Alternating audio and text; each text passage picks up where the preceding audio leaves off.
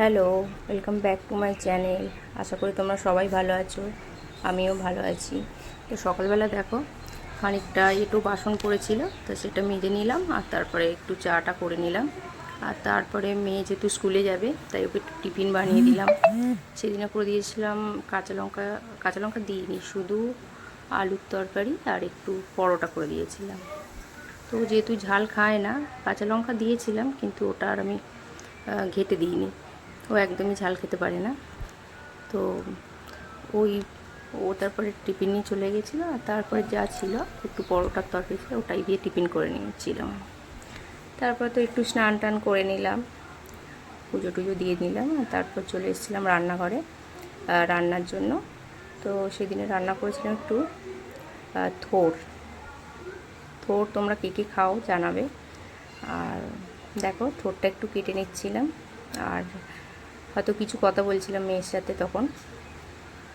তো সেদিনে করেছিলাম একটু থোর তরকারি, আর যেহেতু রবিবার ছিল তো রবিবারটা একটু স্পেশাল কিছু করতেই হয়, করেছিলাম মাটন।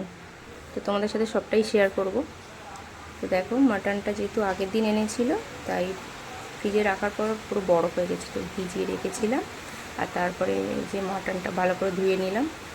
আর তোমাদের আবারও বলবো, যদিও ভিডিওগুলো ভালো লাগে তো আমার পাশে থেকো, চ্যানেলটাকে সাবস্ক্রাইব করে। তো দেখো তারপরে এই তরকারিটা তোমাদের সাথে শেয়ার করলাম।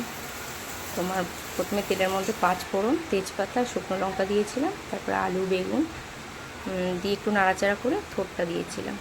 আর তারপরে রুটিন মশলা যেমন হলুদ, লঙ্কার গুঁড়ো, জিরের গুঁড়ো একটু দিয়েছিলাম।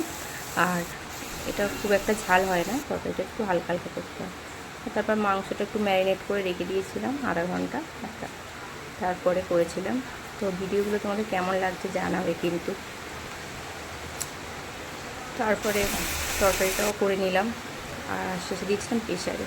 তো আজকে এই পর্যন্ত, আবার টাটা।